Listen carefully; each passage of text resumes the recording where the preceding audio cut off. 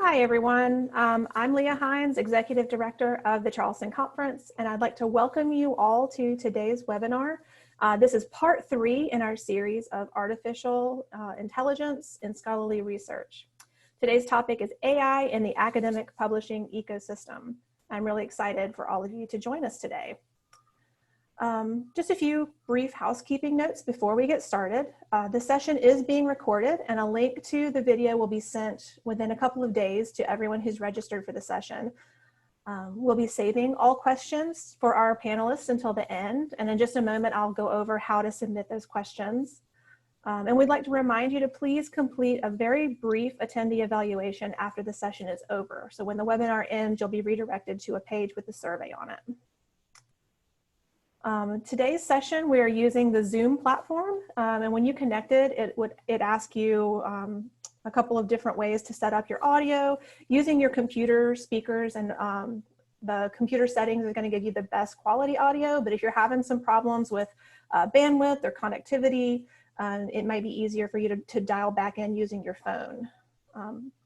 At the bottom of the screen, there's a couple of different icons. You'll see raise hand, lower hand. We're not going to be using that as much today, but the one I want you to pay attention to is right next to that, the Q&A button. So during this presentation and anytime during the conversation, if you have a question about something that's said or would like to make a comment to one of our presenters, you can click Q&A, type in your question or your comments and hit send, and we'll save all of that till the end. There's quite a few of you joining us here today, so we'll try to get through as many questions as we can. And if there's something that doesn't get addressed that we're not able to, if we don't have the time to get to it, I'll have my email on the closing slide and you can send that on to us and we'll try to get in touch with you directly. There's also a chat button to the side there. We won't be using the attendee chat as much, but if you have a question, a technical problem, after I finish my introductory remarks, I'm going to turn off my computer and mute my microphone, but I'll be there monitoring the chat so you can ask me questions directly right there. And speaking of turning off my microphone and muting myself here, sorry, I'm going to turn things over to today's moderator, Matthew Ismail. He is the Director of Collection Development at Central Michigan University and Editor-in-Chief of the Charleston Briefings. He's going to give a little bit of context and background about the session itself and introduce our panelists. So thank you very much, and take it away, Matthew. Thanks, Leah.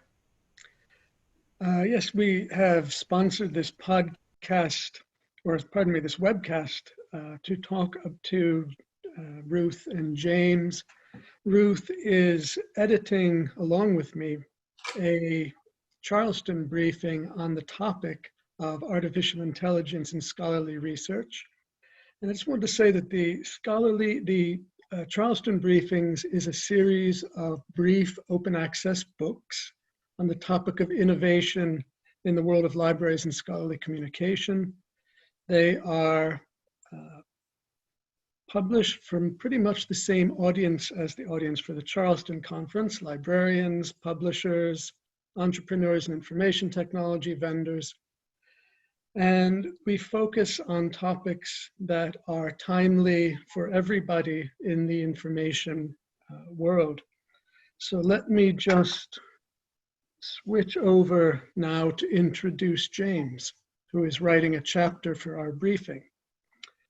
James Weis is a researcher at the MIT Media Lab and the founder and the lead of the MIT Network Intelligence Program and a doctoral candidate in the MIT Computational and Systems Biology Program.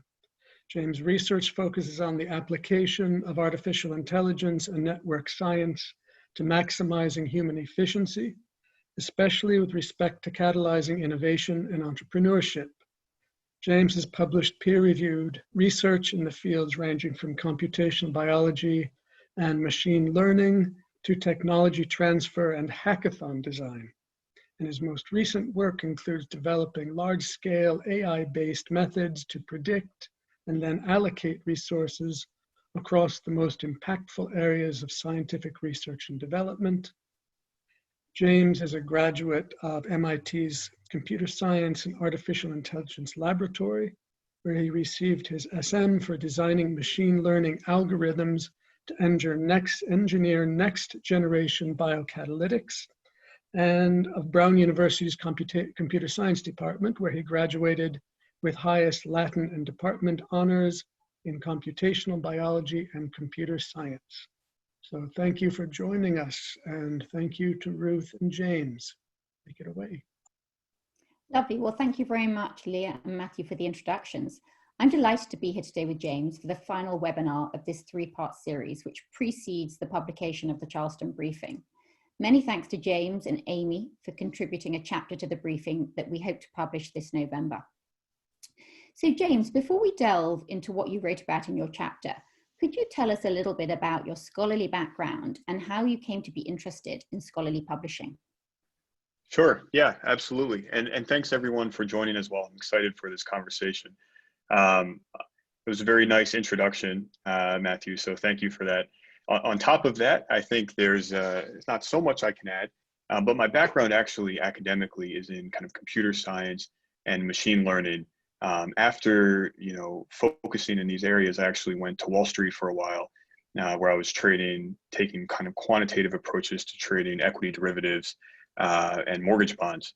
And so after a while of that, decided to kind of leave the industry and go to MIT, where I started my master's and PhD in the areas mentioned by Matthew. And then so throughout this process, I actually started an organization at MIT focused on biotech industry generally, and especially kind of trying to catalyze entrepreneurship in that area. And based on this, I ended up kind of learning a very significant amount about the different bottlenecks in this entrepreneurial process. And these range, both on the scientific side as well as the venture side. Happy to talk about both of these, but kind of encouraged by that, or maybe frustrated by that, I ended up focusing on co-founding a venture fund focused on early stage biotech investment, and then subsequently founding a biotechnology incubator next to MIT. Thanks, James. That sounds quite far from publishing. Could you tell us a little bit about your motivation in terms of your move into this sphere? Sure, yeah. So what became very interesting to me as soon as I started getting involved, both at MIT and then more specifically in the commercialization of technologies, say out of MIT or out of universities generally and into startups, and then the development of these startups, started to gain more insight into how network driven these processes are, right? So if you consider the factors that people are considering when they decide what to publish or where to do research or who to fund, for example, a lot of it is very heavily network driven. And so became very interested in kind of whether solving these inefficiencies and these network dynamics actually could lead to a higher level of efficiency as measured by, for example, innovation or scientific impact per dollar invested. And so this, naturally leads to the scientific publishing ecosystem. So I started to learn more about this and obviously was familiar with it on a firsthand basis, but became very interested in trying to understand, are there ways that the scientific publishing ecosystem is either helpful or limiting in these innovation processes? And are there ways that we can perhaps take methods from data science or from machine learning and artificial intelligence and kind of merge this or augment the current scientific publishing ecosystem to improve the efficiency overall? So you certainly come at this from a really, really interesting background and with a very unique perspective. And in your chapter, you describe publishing platforms that use AI as systems that employ learning and other human-like or rule-based behavior. Could you explain that a little bit further for people who are not experts in this field? Sure, yeah. So I think, there's lots of ways to understand or view the machine learning and artificial intelligence. But I think perhaps one of the most intuitive is to view it as kind of a pattern matching system, right? So for example, if you consider, as a human, if you look at a scatter plot and you have, an x-axis and a y-axis, and then you have dots in this, and they kind of form two kind of unique clusters, just using natural intuition, we kind of understand that there's two different patterns that are emerging here. And if we see a new dot, we can kind of assign it to one of these clusters, and therefore we can intuit specific properties of this new dot probabilistically based on the properties of the other dots that are in a similar cluster or how close it is to that cluster. But the problem is, if you imagine, reality, we live in this enormously high dimensional space. And so if you extend, for example, these, you could add a third dimension and we could still do it. You could add a fourth dimension, maybe, and you could still perhaps do it. But if you expand to 10,000 dimensions or so, or even millions of dimensions, the human brain is not able to capture patterns that occur in that dimensionality. And so machine learning and artificial intelligence is really a way to kind of augment our ability to pattern match and to operate on the massive amounts of data that are now kind of available to us. So in one of the earlier webinars in this series, we discussed the need for training data sets. And, you've just kind of touched upon that. Could you explain a little bit about why these are necessary and how we can use them to avoid things like bias? Yes, yeah. So I think it's a great question. It's definitely something that's very important for us to think about. And so just intuitively, and this is not a fully comprehensive and rigorous answer, but if you consider, for example, this framework that I just gave you, so you have two axes and you have a scatter plot, and you could imagine, deciding a new dot if it's part of one of these clusters or if it's not. And if it's not, you could say this is an irrelevant or this is an erroneous data point, right? And so the problem is, if your data set ends up being biased in a certain way, then you may get a new data set that actually is part of a cluster, but that cluster is not in your training data. So therefore, your algorithm disregards it as an erroneous or as an incorrect data point, right? And so an example of this is, for example, name determination, right? So there's algorithms that exist that determine whether or not a name that you enter into some form is a real name, or whether you're trying to troll or fake the system. And initially, a lot of these algorithms were based on databases of real names. So, but the problem is, if you train these algorithms on a biased data set of names, then when you encounter a name that's maybe from a demographic or a country that is not in your training set, you actually erroneously discard that name as an incorrect name. So this is something that I think is certainly important. But one thing that's also important to consider is that a lot of these biases, it doesn't mean that we throw out machine learning entirely as a field.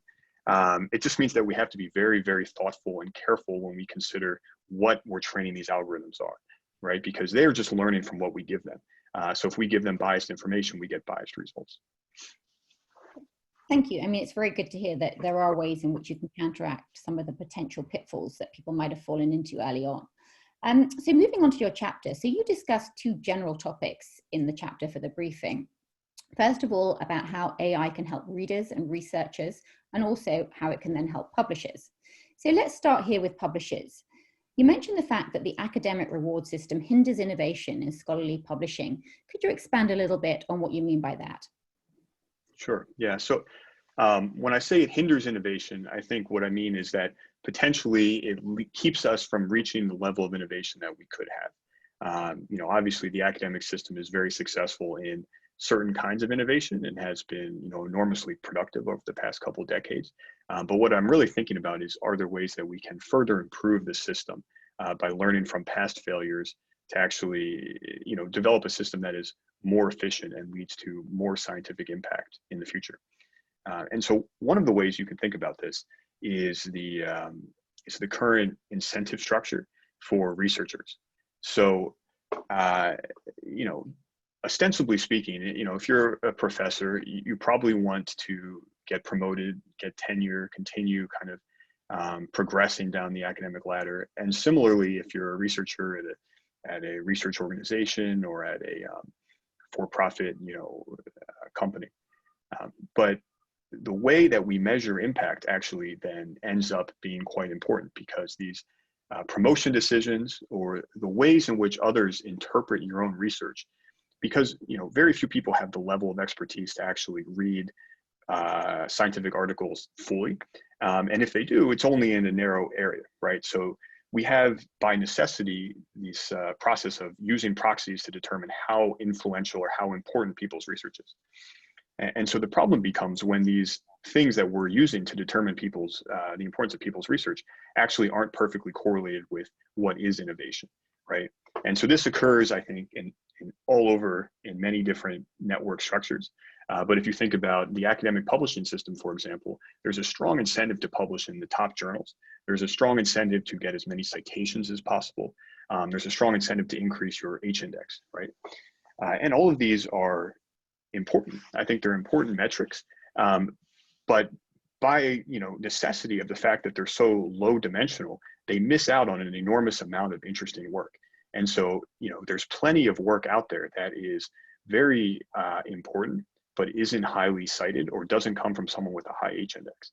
And because we don't have mechanisms of kind of operating on this high dimensional space and then actually identifying this work as interesting or important, we actually miss some of this. And so I think we end up incentivizing people to do things that are not actually the same as what we actually want them to do. And it's the same process in the venture world as well. Just taking that example, if you think about a system where negative results are not highly rewarded and the necessary kind of engineering efforts maybe not recognized, could you give us an example of what you mean and how this manifests itself? Yeah. So I think there's a lot of examples. One of the ones that I find most kind of compelling personally is Alzheimer's research. So there's been an enormous amount of funding going into Alzheimer's research generally, trying to understand and develop a cure for Alzheimer's over the past decades. And rightly so, it's a very important area of research. But a lot of, there's certain biases in the people deciding what should be published in this area, and also what should be funded in this area. And I don't, there's no malicious intent, at least I don't think there is malicious intent. I think it just is a natural byproduct of what people actually think is the correct answer or is the right way to go. And so they fund or they, popularize research that falls within this, this idea. The downside of that is that if this idea is wrong, then you end up funding and popularizing research potentially for decades that actually is based on incorrect hypotheses. And as a consequence, you can end up being decades behind where you could have been in terms of Alzheimer's research or in terms of Alzheimer's cures and a variety of other areas as well. Had you only thought a little bit more rigorously about what you're doing when you incentivize people in these publishing ways and these funding ways, and even in startup creation, right? So if you had thought about perhaps diversifying your bets, to borrow a term from kind of finance and portfolio theory, we could potentially be far ahead of where we are now in Alzheimer's research. So thinking about alternatives, could you give us an idea of how you think artificial intelligence could help us to determine the impact of a research paper beyond metrics like impact factor or the H-index? Yes, yeah, absolutely. So I think, the allure to citation-based metrics is that they're relatively easy to calculate. So you can look at a paper and you can say how many people have cited this. Similarly, impact factor, which is a journal level measure of citations effectively, or H-index, which is kind of an author level measure of impact, which is also based on citations. They're relatively easy to calculate and they give you kind of a quick proxy for how important this person's research is. I think the problem arises when those become objectives rather than just proxies that people understand to be proxies. And so what I think you need to do is actually consider the academic universe, generally speaking, and then you need to use as much information as you can to project that information down into what becomes a human interpretable score.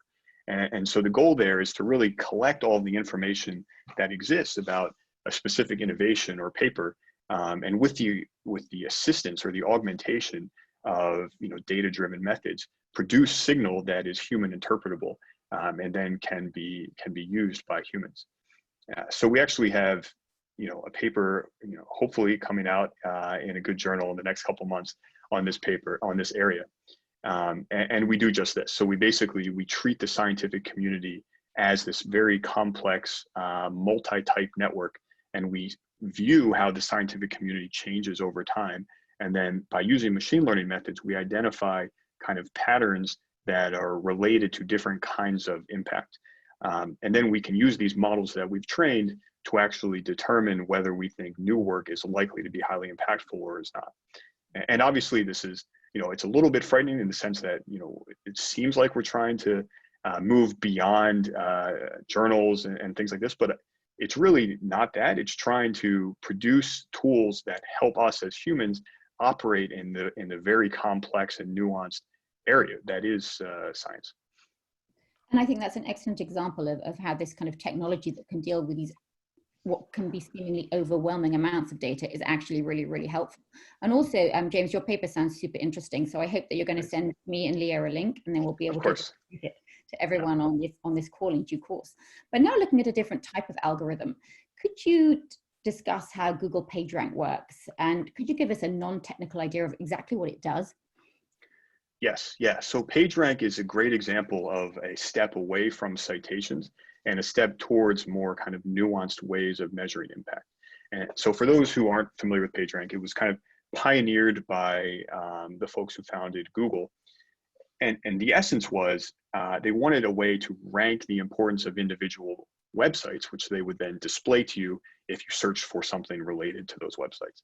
And the problem that they got is if they just counted the number of links, which is effectively citations to individual papers, you end up with a list of websites that is both, easy to game because you can create a new website with tons of links, and then you can link to things that you're interested in, and suddenly you've beaten PageRank. And B is a little bit biased in the sense that it leads towards it has a stronger ranking for things that are older as opposed to new things. So if you consider kind of mapping PageRank onto the academic universe, it solves a few problems. So one of the problems is that when we count citations, we're really considering every citation to be equally valuable, and we know that's not true. So if I get a bunch of my friends to cite my papers, the signal that produces about the quality of my work is actually much less trustworthy than if I randomly got cited by Nobel Prize winner that I've never met. And I think that this latter case is actually much more signal than the former case. So we probably shouldn't treat those things similarly. And PageRank goes kind of one step towards solving that problem. Thank you. So you also mentioned the interesting distinction between Yahoo as an early sort of worldwide discovery platform and Google as a much later worldwide discovery platform. Could you explain why this sort of Yahoo to Google transition occurred and what it would mean to move beyond Google? And I mean, what it would mean if search and discovery could be not driven entirely by keyword searching? Yes, absolutely. So I think it's a very interesting parallel. Because if you consider, Yahoo or any website that was kind of index-based initially, it made sense in the early days of the internet because the internet was a limited size. There was only so many pages on the internet of relevance, so you could create this kind of hierarchical structure and say, well, if you're interested in sports, you can click on the sports link, and then you'll see, all the websites of interest in sports. Obviously, you can't do that now. And so we had to transition away from that. And I think if you make the parallel between Yahoo and Google and the academic search ecosystem as it exists now, it kind of highlights where the problem is. Because we're still using kind of keyword search methodologies to identify the research that we're interested in. But and that used to work because long time ago, you could actually read all of the science that was produced in a given day. So, a researcher could sit down and say, what happened in science today? I'm going to read all of it and I'm going to understand what's going on. And then as science grew, you became limited necessarily because you don't have infinite time every day to read only specific things that are of interest. And so initially you kind of branch out into these journals, and some of the journals are, area focused. So if you're a biochemist, maybe you say, listen, I don't need to read things about planetary science. I only want to read things about biochemistry. And so someone creates a journal focused in biochemistry to kind of cater to that audience. You may also fall into the camp of, I only want to read kind of the most high impact science because I only have a certain amount of time each day to actually keep up to speed. And so there's journals like Nature or Science that select from a broad variety of disciplines and kind of provide that service. But the problem becomes now that the scale of science in terms of papers or in terms of knowledge is so vast that you could be a specialist in, quantitative enzyme design, and you still couldn't read every paper that's published every day, most likely, even if you wanted to. So you necessarily fall back into proxies for determining what should I focus on. And so, we have to make sure that those proxies are relevant. And so Google solved that problem for the internet by implementing PageRank, and then going beyond that to develop, these various artificial intelligence methods that actually learn structure from the huge, database that is the internet, to try and provide you with the thing that is most relevant to what you're looking for. But we still haven't made that leap in the academic publishing network. Still, we tend to operate in the search by keyword and sort by citations paradigm. Yeah, so it's very interesting looking at these different algorithms. But one of the things, obviously the AI is brilliant at is sorting through this, overwhelming data sources. But looking at something else, if we take something like Serendipity, one of the joys in the past has been walking through something like a library or a bookshop and finding something unexpected. Is there a way in which you think AI can also help us with something like that? Yeah, so I think it's a good question, and it's a question that is raised often, and it's definitely something we need to be aware of, right? We don't want to eliminate kind of the serendipity from our reading, for example, and we just become automatons. But I think we can treat that. I don't think that necessarily means we have to throw away quantitative approaches to parsing through scientific literature. I think it just means we have to be cognizant of that. And we can build algorithms that include a certain number of randomness into the results that are presented. We actually have a tool that we've started to develop that, by training on the past work of a researcher, we can actually create synthetic collaborations. So we can build kind of combinatorial models of different researchers, and then generate over and over again titles that this unique set of researchers would potentially use or would potentially write together. And obviously, like, we're not trying to create a Nobel Prize winning paper, but what we are trying to do is stimulate discussion between the various researchers that may not otherwise have been possible. That sounds like a really great approach. And going back to the chapter, you bring up the topic of information curation in a very densely populated publishing atmosphere, one in which, for instance, there's much research in preprint servers that are not peer-reviewed, but still heavily used. So, for example, information about the ongoing COVID-19 vaccine research. So how can artificial intelligence help readers with information curation, and what sort of tools are available to help them? And what's really leading edge in this field? Yeah, so I think the interesting difference between, if we go back to the Google and the Yahoo example, in Google, at least in the beginning, they're treating every website as a unique entity.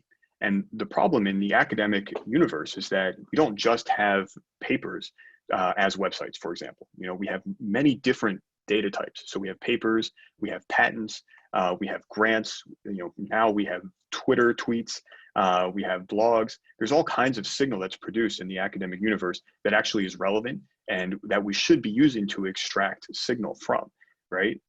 If someone publishes a paper and no one cites it, but everybody's talking about it on Twitter, there's a signal there that should be relevant, and we should start to think about using that. And again, as the amount of papers that's published continues to grow, I think that becomes increasingly important.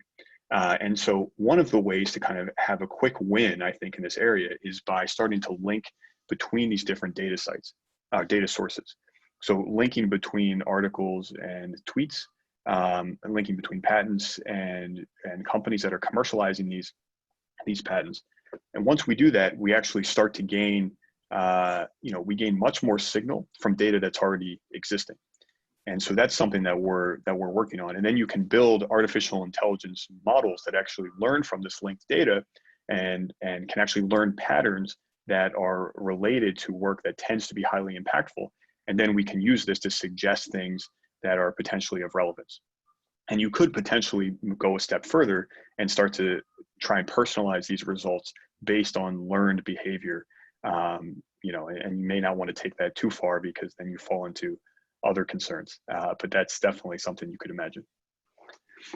So sticking with peer review, I've seen in the past that open peer review is rather uneven in practice. Most papers presented for open peer review receive no reviews, and the quality of those papers that are reviewed is not consistent. So how can artificial intelligence help publishers to improve peer review, especially with resources such as preprints? Yes, so I think it's a great question, and it's a very relevant problem. So I think what we need to do is start to view, and this is done implicitly, but I think quantitatively we need to start viewing peer review as a scarce resource. There's only so much peer review available, for example, and that scarce resource is, needs to be allocated across the most deserving publications, and B, needs to be allocated in such a way that you find the right peer reviewer for each paper, right? So someone who's excellent at peer reviewing chemistry may not be very qualified to peer review, something about geology, for example, or maybe something about planetary science.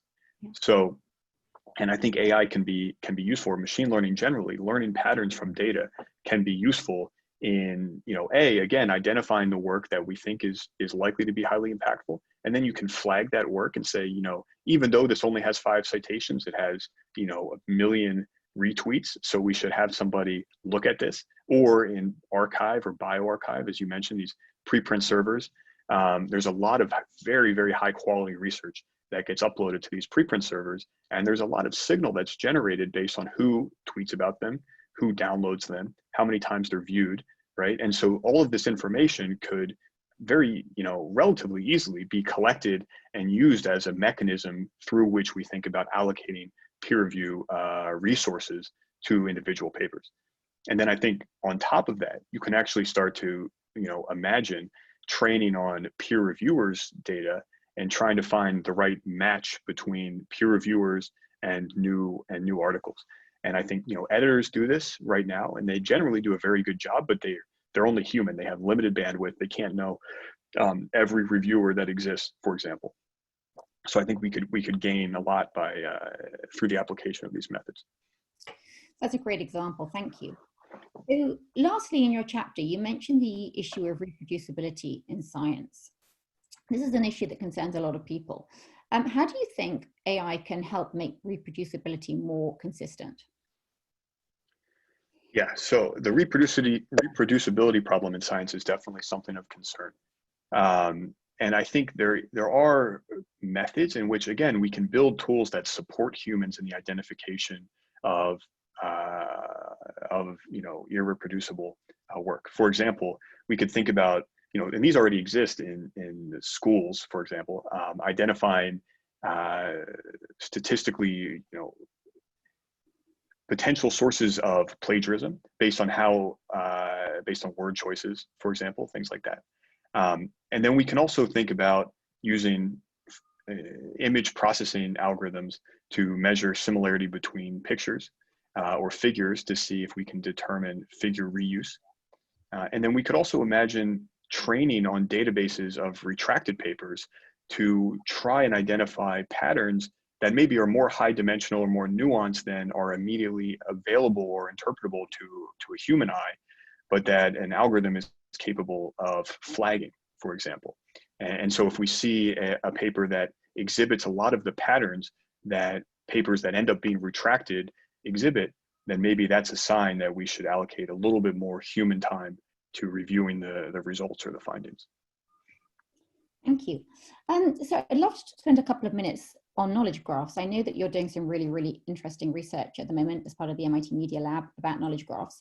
And one of the things that, that I always hear from publishers when I'm speaking to them is that when you look at content historically, obviously there's a huge amount and it's ongoing production, but the older content has been tagged historically and language is forever evolving. So maybe the topics or the keywords that were assigned would have a different meaning, they might not be in use. And so this really, really can hinder the discovery of older content, for example. So I wonder if you've got any thoughts about how a kind of dynamic knowledge graph world can really help publishers with making sure that their content is discoverable on an ongoing basis. Yeah. So it's a good question. Part of why I think algorithmic tools would be useful in this context is that we can learn the mappings between say what something used to be called and how that evolved over time. And obviously there's temporal patterns that need to be captured here. And I think this is one of the important reasons that we have started using dynamic knowledge graphs, which is something that's only recently been done and has only recently been possible just because of the large amount of data and computing power that's necessary to operate, in a very high dimensional space over time, which just makes the amount of data grow super exponentially. But I think that's definitely something that can be done in a superhuman way with algorithms, and then can be mapped down, to your point, into human interpretable language. So you can even imagine looking at, for example, older work that's done and mapping from the older vocabulary to a modern vocabulary, and thus making older work more interpretable to the modern audience, just like you may do between languages. Yeah.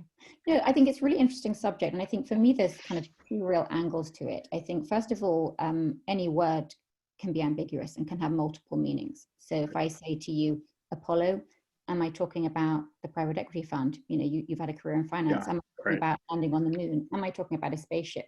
So I think there's a disambiguation component. And I think the intelligence in AI can really help, because it's not just hunting for words, it's actually understanding context. And then I think there's also just the kind of fact that language evolves. So for example, although I'm sitting here in California, I'm English, I'm clearly English, you can hear my accent. And, I take a drug, when I have a headache, I take a drug called Nurofen, and actually you guys call it ibuprofen, I think Americans call it, and the actual drug correct name is ibuprofen. So, I would want to know that if I did my search using my Nurofen word, I would want to actually be finding that drug, not just the kind of UK variation, which is in fact only a brand name. So I think knowledge graphs can really, really help us with both of those things. And I think, you're doing some really, really interesting work. I think you're looking at citations at the moment. I wonder if, if it's not confidential, if there's anything you can share about your research and kind of what you're looking at that would be really interesting to the audience. For sure. Yeah, your points are right on target, I think. And so most of our work has focused on measuring patterns that emerge in citation graphs. But we're very interested in, as I've discussed, kind of adding more types of data into this graph. And then kind of what you referred to, which is there's some level of understanding of historical context and higher level concepts that emerge naturally from these knowledge graphs. And I think you can imagine applying similar methods to kind of concepts. And then you could do this over longer periods of time, and you could start to gain insight into macro level evolutions, which I think is very much worthy of research and is something that we're starting to work on. So just as an example, if you look at artificial intelligence or deep learning, for example, right? So deep learning began decades ago, and people were developing neurons, artificial neurons. The perceptron was one of the first artificial intelligence algorithms ever developed, ran on a computer that's probably the size of my room. And then so, there's enormous interest in this, but then as it didn't reach expectations, that interest started to decline. And then again, there was enormous, and so each one of these is called an AI winter, right? And then it rose again, and then it declined again.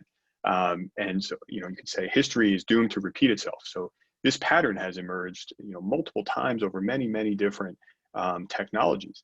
And so it would be very interesting if we could learn what are the patterns that end up, leading to this kind of overhyped cycle, and then trying to dampen this, or at least signal a warning, right? Just like the Federal Reserve does if the equity markets get too heated, right? Start to say, okay, we're raising interest rates, so you guys need to calm down.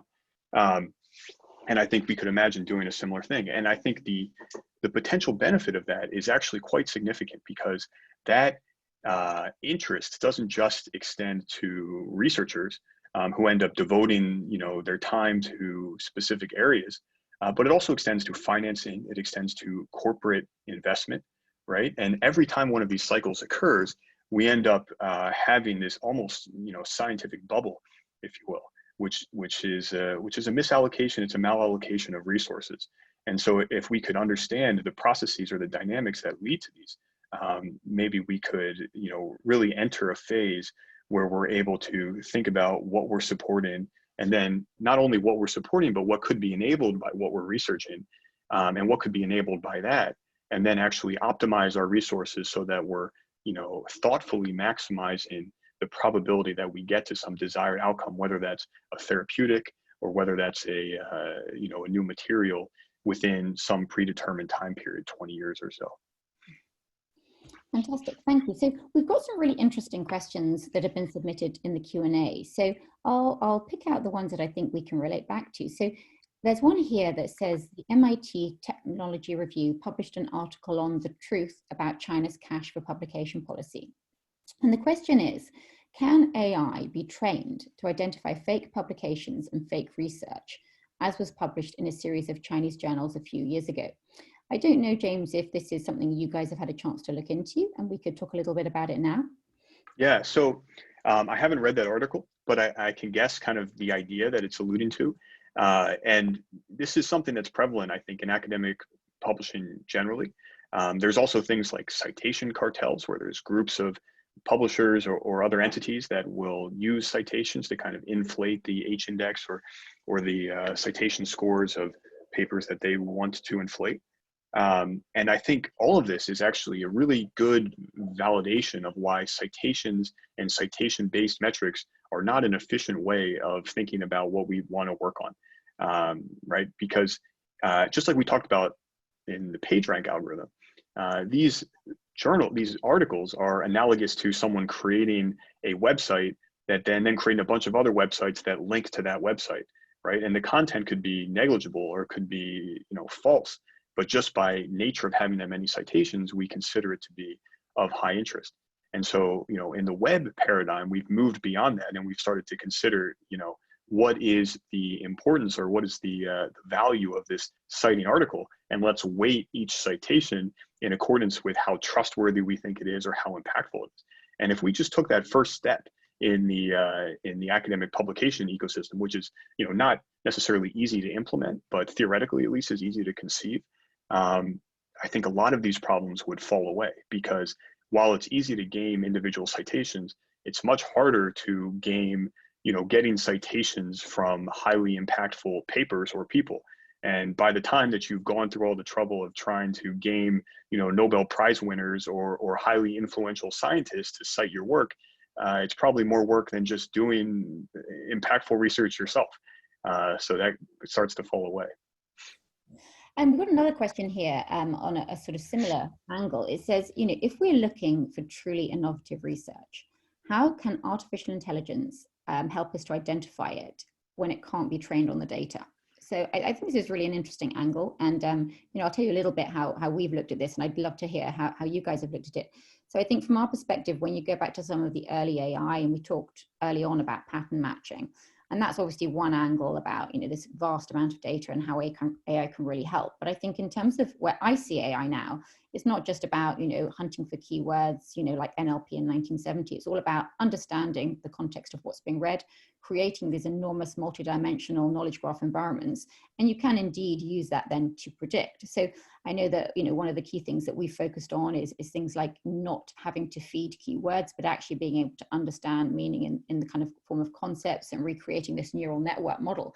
So I would see that that's how kind of innovation can be identified, is that it's no longer just, hunting, it's actually understanding, and it can be used in many predictive environments. I wonder if you can expand on that idea and maybe some ideas on how people can help identify what is innovative in the research field.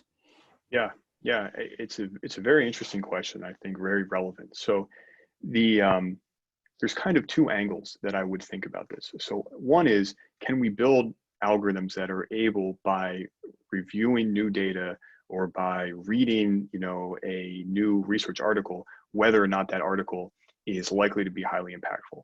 And that's a very complex problem. It involves, like you mentioned, Ruth, natural language processing, building very large concept affiliations. And I think that's within the realm of possibility, but it's also quite difficult. And so the other way that you can think about it, which is kind of the angle that we're taking, and I definitely do not think they're mutually exclusive, is trying to extract additional signal from how people interact with this innovative research, right? So if you consider, for example, let's think about CRISPR, right? So for those who are not familiar, CRISPR is this kind of revolutionary DNA editing technology that really rose to prominence in, say, 2011, 2012, in that area, and very quickly led to, billions of dollars in financing, IPOs within a certain number of years, massive media attention, and enormous funding attention as well. But what's really fascinating about that is that CRISPR itself had been researched for decades. And while there were certainly certain, catalyzing research works that enabled this transition, it wasn't as much of a step function as it kind of seemed.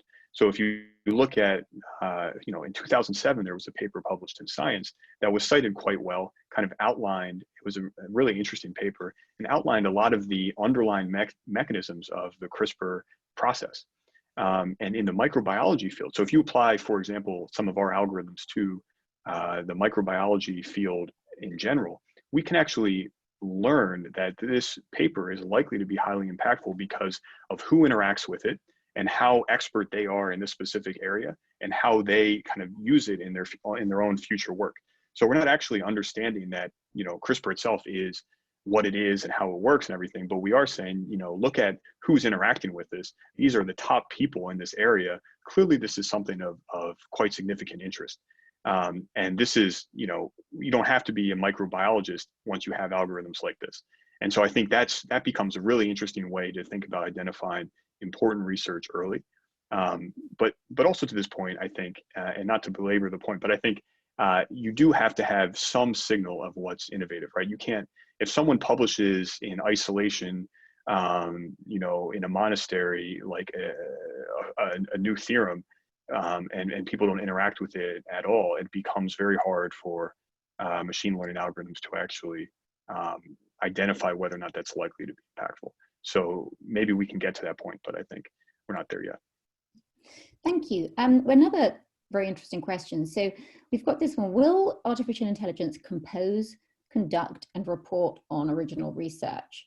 So I remember last year there was a book, a machine-generated book published. I think it was on lithium-ion batteries. So that's not actually my field, but I know it was kind of quite well received. And of course, it was really a synthesis of other publications rather than an original work. And I think when I've been asked this question in the past, of course, the AI isn't actually doing the original research, and it's not going to have any original research. But what I perceive it can do very, very well, of course, is to read huge amounts of content and potentially synthesize those and express, the different sides of the argument without making an opinion, but also potentially to make an opinion if that's what it's being asked to do. Do you have any thoughts on this in terms of how AI can, review and report on the original research? Yeah, it's an interesting question. There's definitely been a lot of interest here. I think that, once AI is composing, conducting, and reporting on research, we're going to be in trouble, because then it starts to wonder, what is our role in this and what are we actually doing? But to your point, I think that the current methods in AI are very well suited towards providing human support in understanding, right? And I think that's kind of the level that we're at now. And I think there's so much to be gained at the moment that we don't actually need to get to the point where we have, AIs capturing the entire workflow. I agree very much with you in that, there's this, humans are only specialists in specific areas. And so our ability to parse complex information is limited to the areas that we have expertise. And even if you've done a PhD, it's in a very specific area. And you spend a lot of time developing expertise and ability to quickly parse information, but only in a very small portion of the overall scientific pie, right? And so AI can't, I don't think, capture the nuance or the creativity, at least not yet, of humans in this area. But I think it can certainly achieve, subhuman performance on the or superhuman performance on the collection, structuring, summarization, and matching potentially interesting patterns together. And so I think in the development of kind of human support tools, there's enormous amounts to be gained. And I think linking back to the points earlier about peer review, obviously one of the things about finding appropriate peer reviewers is that there's a finite number of people to do that review who are going to be experts in that field. Equally, there's always going to be a finite number of people who can actually write in the first place. Whereas actually there's not really any limit to the amount that sort of machines can do. So I don't know if there's any angle there in terms of training in the future that could actually help at all with that part of the process. With which part? With peer review in terms of limited kind of amounts of people who have that expertise. Yeah, right. So I think, I mean, this is similar to a peer review conversation. I think you can build algorithms that are able to learn on historical peer review. And by doing this can assign scores and start to augment our ability to match people and to score, you know, peer review generally. Like there's plenty of peer review that is done that is of subpar quality. And I think there's also some, you know, peer review is an enormously valuable resource when people spend time on it. And so I think helping us design peer review that actually encourages humans to spend the time that they need to kind of interact with research would be very interesting. I don't know if that answers your question. But. Yeah, no, I think it does. Thank you. So there's another question that's been sent in. So it is, how best can AI awareness reach all parts of Africa, and can it be accessed in various languages? So just in terms of the first part of that question, I know of 2 projects that are all about taking AI technology to Africa. So if you'd like to email in Leah, I will connect you with the 2 people who are Lee Walton and Freedom Chitene. So I think they can help you in terms of that part of your question. Then in terms of the language part, I'm interested to discuss this. There's another question about other languages as well. So I think from our perspective, we've done a couple of things. We've actually rebuilt our entire graph in different languages using original language content only, not translations. And we've trained our algorithms in Chinese and German. But there's an awful lot of languages and language variations in the world, and it took us a while to do that. So just in terms of being able to kind of cover more languages, we've also evaluated a number of tools, things like Google Translate. And what we've actually found is we actually think Google Translate's pretty good these days. I think if people tried it, 3-4 years ago, you might have found it a bit clunky. And I do think the results vary by content type. So for example, if you're dealing with very fact-based scientific or economic or financial content, it's quite good. Where if you were dealing with something maybe more humanities-based, it might be less good, or with colloquial language, even maybe a step beyond. But in this context, what we found in terms of what we're using content for, which is really kind of reading, understanding context and extracting keywords and understanding those, actually the syntax isn't critical. It's obviously very different if you actually want to read the article from a different perspective. But I'd love to know, have you guys done research on either using different languages yourself or different language translation tools off the shelf? Yeah. So I mean, the Google Translate example is actually very interesting and aligns with our Yahoo Google example, because a lot of the work that actually went into at least the first version of Google Translate was not about, so initial language translators were based on dictionaries. So how can we capture the grammar that exists, and how can we use kind of a dictionary mapping to go from one grammar to the other and then generate the alternative? What Google did, which was highly innovative, is kind of parsed all of the information out there and developed statistical relationships between, different words and different patterns and then different sentences, and didn't actually have any semantic understanding of what's happening. But they knew what the relationships were, which they learned from the data. And using this, they actually could do, in my opinion, and at least initially, much better translations than a lot of the other translating services that were out there. So I think, from that context, there's a lot to be gained. And in the knowledge graph section, what's interesting is that if you are able to operate, it depends on the level of hierarchy that you're looking at. So for example, if you're looking at citations and this kind of co-authorship graph and relationships to tweets and from tweets to papers and all these other things, you actually don't need to know what is being talked about. So you need to have that level of language capabilities, which I think is a pro and a con. And then in specific language focused things, we haven't spent too much time on that, so I don't have too much to say there. But yeah. Well, thank you very much for that. So, I could continue this conversation for hours, but we're unfortunately out of time. So I'd like to thank you again, James, and also Amy for writing the chapter. And I know that everyone's very excited to read that later in the year, and also your article. And what I'd like to do now is to hand back to Leah to wrap up on next steps so people know what they can expect in the next few days. That sounds great. Thank you very much. Thank you. Thank you both, Ruth and James, and thank you to Matthew for putting the briefing title together and moderating the session. It's been fantastic, and I've learned a lot today. I'd like to thank our participants for joining us and remind everyone to complete that very brief attendee survey. Give us your feedback and your thoughts about today's session, and we'd love to hear suggestions for either topics or speakers for future webinars.